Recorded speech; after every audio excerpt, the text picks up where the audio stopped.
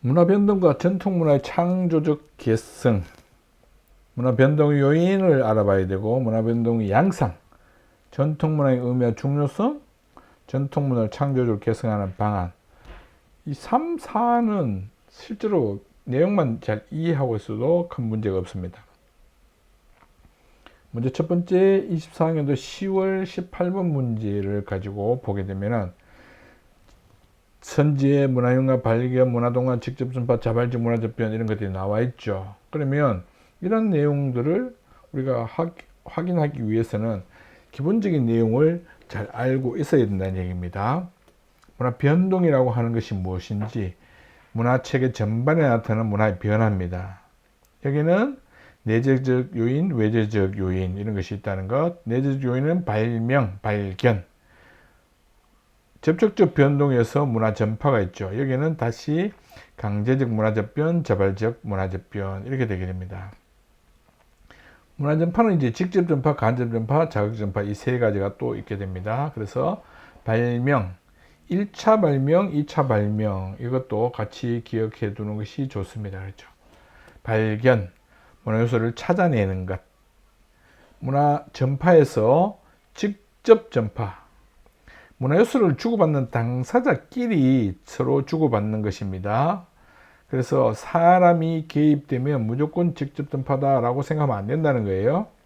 간접 전파는 매개체, 여기는 대중매체라든지 이런 것도 해당될 수 있지만 제3자도 해당될 수 있다는 것.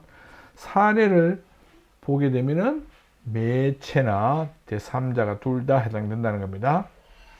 자극 전파, 다른 사회 문화 요소에서 아이디어를 얻어서 새로운 문화 요소를 만들어내는 것인데, 그러니까 즉 발명이 반드시 이루어져야 된다는 겁니다.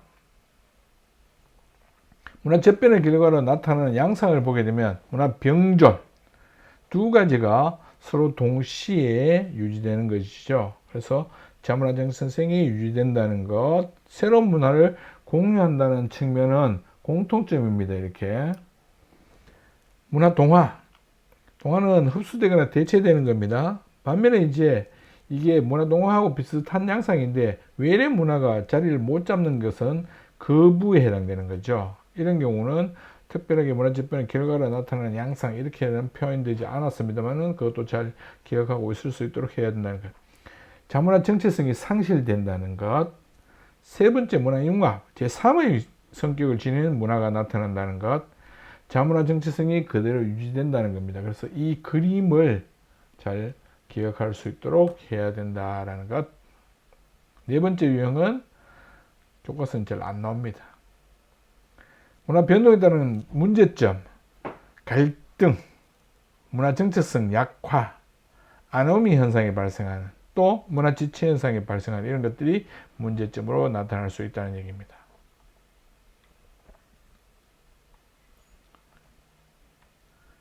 그럼 이제 다시 문제로 돌아와서 보게 되면 강요라는 것이 있고, 언어 사라지고 A국의 언어만 사용했다. 이런 것들을 살펴봤을 때 강제적 문화 접변, 문화 동화 이런 것들을 찾아낼 수 있어야 된다는 얘기입니다. 그리고 나에서는 토착 종교 교리와 비종교 교리가 결합된 새로운 교리의 종교, 그러면 문화 융합이 나타납니다. 그렇죠? 그리고 또 직접 전파,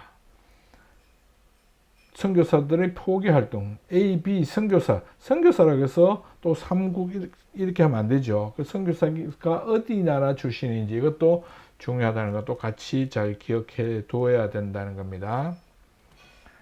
전통 문화는 실제로 크게 어려운 내용은 없습니다. 그렇죠? 전통 문화가 뭔지, 의미 이런 것들, 그 다음에 어떻게 계승 발전시킬 건가, 세계화. 다음 시간에는 문화 상대주의와 보편 윤리적 성찰에 대해서 공부해 보도록 합시다. 수고했습니다.